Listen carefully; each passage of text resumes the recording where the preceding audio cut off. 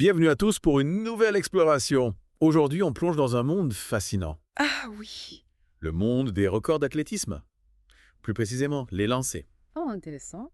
Vous vouliez en savoir plus sur ce sujet et croyez-moi, on va s'éclater. J'ai hâte. On va découvrir ensemble des exploits incroyables.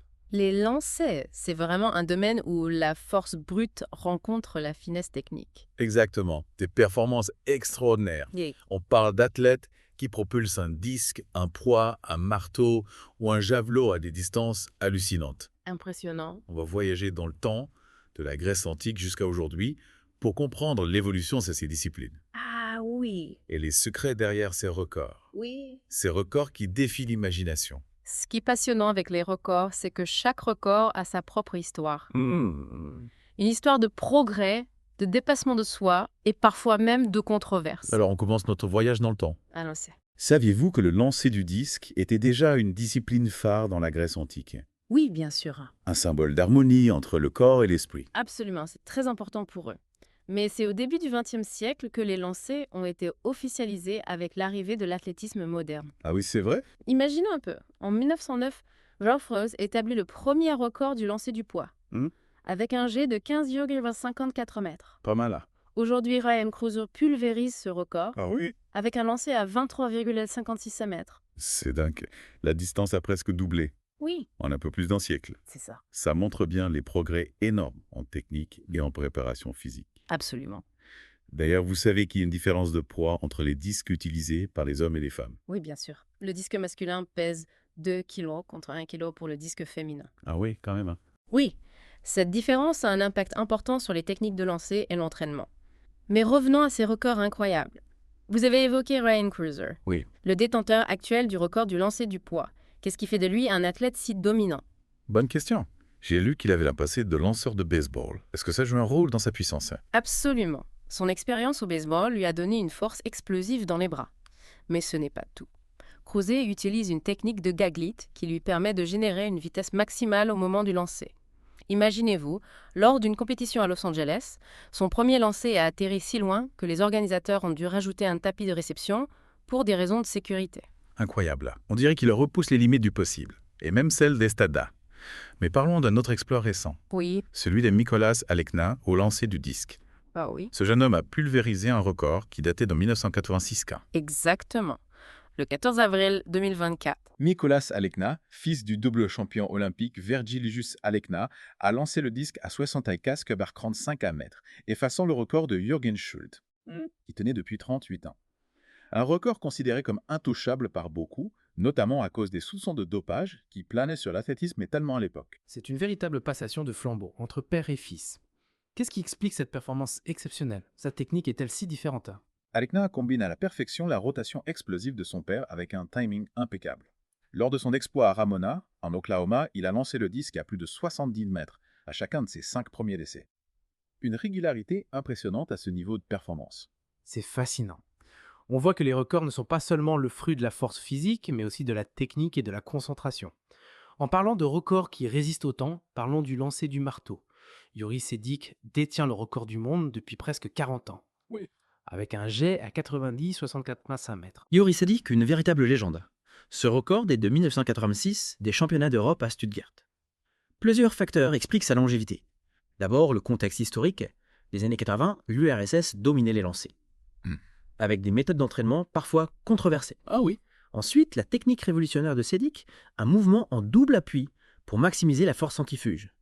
C'est un peu comme un danseur qui utilise son élan pour tourner plus vite. Intéressant. On peut se demander si les méthodes d'entraînement de l'époque ont vraiment contribué à la longévité de ce record. C'est un débat complexe. Effectivement. Et il est intéressant de constater que si le record masculin semble immuable, le record féminin a été récemment battu par la Canadienne Cameron Rogers avec un jet à 68,262 mètres. La nouvelle génération d'athlètes est en marche. D'ailleurs, Ethan Katzberg, champion olympique en 2024, vise les 400 km. Ah oui, Kartberg. Il a un bel avenir devant lui. Mais on verra s'il parviendra à détrôner Sedik. Passons maintenant au lancer du javelot, une discipline marquée par l'innovation et la controverse. Le javelot, un mélange de finesse et de puissance. Le record du monde actuel est détenu par le Tchèque Jan Julesny, avec un lancer à 88,48 mètres en 1996. Un exploit d'autant plus impressionnant que ce record a été établi après une modification du javelot en 1991. Une modification. Qu'est-ce qui a changé? Et pourquoi? En 1984, l'Allemand Uwe Hahn a réalisé un lancer incroyable. À 180 mètres, imaginez, le javelot a atterri sur la piste d'échauffement d'un stade voisin. C'est fou. Je comprends bien pourquoi ils ont modifié le javelot, mais du coup, ce lancer n'est pas considéré comme un record. Exactement. Le lancer de Hahn était tellement puissant qu'il a forcé une modification du javelot pour des raisons de sécurité. On a déplacé le centre de gravité pour raccourcir les distances de lancer. Le record de Hahn est resté dans les annales, mais il n'est plus homologué. C'est vraiment une histoire incroyable. Du coup, Ilesny a établi son record avec le nouveau javelot. Oui, en 1996. Et saviez-vous que la détentrice du record féminin, Barbora Potakova, s'est tournée vers le javelot après avoir échoué au saut en hauteur? Incroyable. On dirait que le javelot attire les athlètes et qui aiment les défis. Mais revenons au record en général. On a vu que la force physique est importante, mais ce n'est pas tout. Quels sont les autres facteurs qui entrent en jeu? La technique, bien sûr, est essentielle. La concentration, la préparation mentale, la stratégie, tout cela joue un rôle crucial. Et n'oublions pas les facteurs externes, comme les conditions météorologiques. Oui, on a vu que le vent avait joué un rôle dans le record d'Alekna. Mais au-delà de ces éléments, c'est quand même la performance de l'athlète qui est impressionnante. Absolument. Ces records nous montrent que le potentiel humain est immense. Et avec les avancées technologiques, on peut imaginer des performances encore plus extraordinaires dans l'avenir. Par exemple, les chaussures à plaques de carbone que Crozet utilise sont censées ajouter jusqu'à 5 cm à un lancer. C'est incroyable. La technologie joue un rôle de plus en plus important. Mais avant de se projeter dans le futur, on va s'arrêter là pour cette première partie. On a déjà parcouru un sacré bout de chemin. Oui, on a fait un beau voyage dans le temps et on a découvert des histoires fascinantes. Et on ne peut pas parler de l'impact de la technologie sans évoquer les logiciels d'analyse biomécanique. Ah oui. Ces outils permettent d'étudier les mouvements des athlètes dans les moindres détails, pour identifier les points à améliorer et optimiser la technique. C'est fascinant. On dirait que la science et le sport sont de plus en plus liés. Exactement. Et c'est grâce à cette approche scientifique que les athlètes peuvent repousser leurs limites, mais au-delà de la technologie et de la préparation physique. Oui. Il y a aussi un élément essentiel. Le mental. Ah oui, le mental, la concentration, la gestion du stress, la détermination. Tout ça, c'est vrai que ça joue un rôle crucial dans la performance. Absolument. On dit souvent que le sport de haut niveau se joue à quelques centimètres, à quelques fractions de seconde. Et dans ces moments-là, c'est le mental qui fait la différence. Un athlète peut avoir toutes les qualités physiques du monde. S'il n'a pas la force mentale pour les exploiter, il ne pourra pas atteindre les sommets. C'est vrai, on a tous en tête des exemples d'athlètes qui ont craqué sous la pression lors de grands événements. Exactement. C'est pourquoi la préparation mentale est aujourd'hui un élément essentiel de l'entraînement des athlètes de haut niveau. On utilise des techniques de visualisation, de relaxation, de gestion du stress pour les aider à aborder les compétitions avec confiance et sérénité. D'accord, donc le sport de haut niveau, c'est une combinaison complexe de facteurs physiques, techniques et mentaux. Tout à fait. Et c'est ce qui rend les performances des athlètes si impressionnantes. On a parlé des athlètes, de leur entraînement, de la technologie, Oui. mais on a oublié un élément essentiel, les juges. Ah oui, les juges. C'est vrai qu'ils ont un rôle crucial dans l'homologation des records. Exactement. Ils sont chargés de vérifier que le lancer est conforme aux règles, de mesurer la distance avec précision et de s'assurer qu'il n'y a pas de tricherie. C'est un travail de grande précision qui exige une attention constante Oui. et une connaissance parfaite du règlement. Absolument. Et heureusement, la technologie vient en aide aux juges.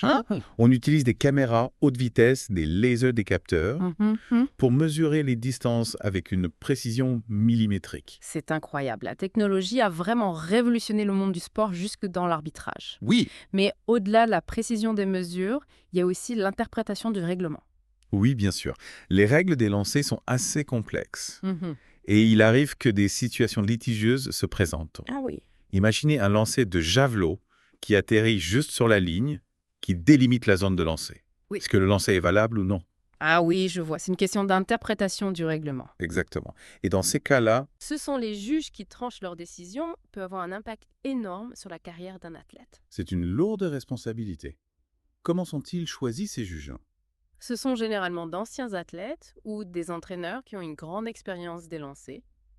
Ils suivent une formation rigoureuse pour apprendre le règlement et les techniques d'arbitrage. C'est rassurant de savoir que les records du monde sont en de bonnes mains. Oui, tout à fait. Les juges font un travail remarquable pour garantir l'équité et la transparence des compétitions. Et en parlant de transparence, est-ce qu'il y a des contrôles antidopage dans les lancers? Bien sûr. Comme dans toutes les disciplines sportives, les athlètes sont soumis à des contrôles antidopage réguliers. C'est essentiel pour garantir l'intégrité du sport. Le dopage est un fléau qui nuit à l'image du sport et à la santé des athlètes. Heureusement, les contrôles antidopage sont de plus en plus efficaces. Oui, c'est vrai. Les progrès scientifiques permettent de détecter de plus en plus de substances interdites, mais malgré ces progrès, il y aura toujours des tricheurs qui essaieront de passer entre les mailles du filet. C'est dommage, mais on peut espérer que la majorité des athlètes choisissent la voie de performance propre et du respect des règles. Oui, c'est ce que l'on peut espérer. Le sport doit rester un symbole de dépassement de soi, de fair play et d'excellence. Et c'est ce message que l'on doit transmettre aux jeunes générations. Oui, Le sport a un rôle éducatif essentiel. Il apprend aux jeunes le respect des règles, la persévérance, l'esprit d'équipe. tout à fait. Mais revenons à nos records du monde, ce sont bien plus que de simples chiffres. Oui, c'est vrai. Il représente le summum de la performance humaine, le fruit d'années d'entraînement de sacrifice et de passion. Exactement. Et derrière chaque record, il y a toute une équipe. Des entraîneurs, des préparateurs physiques, des médecins, des psychologues. Tous ces gens travaillent ensemble pour aider l'athlète à atteindre son plein potentiel. On a tendance à l'oublier, mais c'est un véritable travail d'équipe où chaque maillon de la chaîne est important. Et bien sûr, il y a aussi le soutien de la famille, des amis, des femmes. Oui, l'entourage de l'athlète joue un rôle essentiel dans sa réussite. C'est important d'avoir des gens qui vous soutiennent, qui vous encouragent, qui croient en vous, surtout dans les moments difficiles quand les résultats ne sont pas au rendez-vous. Le sport de haut niveau est une aventure semée d'embûches. Il faut savoir se relever des échecs, apprendre de ses erreurs et continuer à travailler dur pour atteindre ses objectifs. Absolument. Les grands champions ne sont pas ceux qui ne tombent jamais, mais ceux qui se relèvent toujours plus fort. Et les records du monde sont le reflet de cette persévérance, de ce dépassement de soi. Chaque record représente des années d'efforts, de sacrifice et de passion. C'est le résultat d'une quête sans relâche de l'excellence. Et cette quête de l'excellence est contagieuse. Hmm.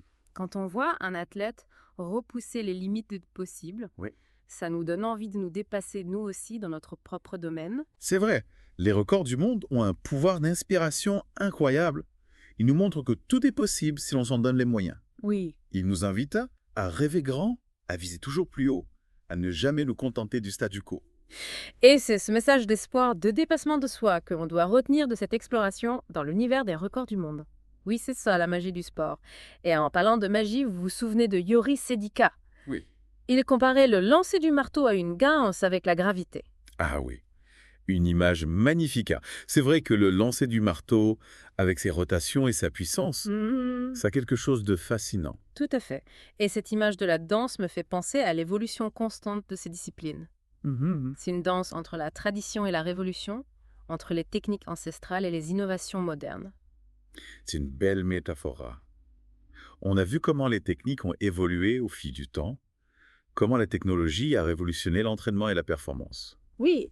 Et on se demande jusqu'où iront ces athlètes. Mm. Verra-t-on un jour un lancer du marteau à 90 mètres, un lancer du poids à 25 mètres? C'est difficile à dire, mais une chose est sûre. Les athlètes continueront à repousser les limites du possible. Ils nous surprendront encore et encore avec des exploits incroyables. Et c'est ça qui rend le sport si passionnant. Oui, On ne sait jamais ce que l'avenir nous réserve. Alors on va continuer à suivre ces athlètes exceptionnels, à s'émerveiller devant leurs performances et à vibrer avec eux à chaque lancer. absolument. Et on espère que cette plongée dans l'univers des lancers vous aura donné envie d'en savoir plus, de découvrir ces disciplines fascinantes et de vous laisser inspirer par ces athlètes qui repoussent sans cesse les limites du possible. Merci beaucoup pour toutes ces informations et ces analyses passionnantes. C'était un véritable plaisir de vous écouter. Merci à vous pour votre enthousiasme et votre curiosité. C'était un plaisir de partager ma passion avec vous. Et à vous qui nous écoutez, on vous donne rendez-vous très bientôt pour une nouvelle exploration, un nouveau deep dive dans un univers qui vous passionne. D'ici là, n'oubliez pas, les records sont faits pour être battus, alors rêvez grand et donnez le meilleur de vous-même.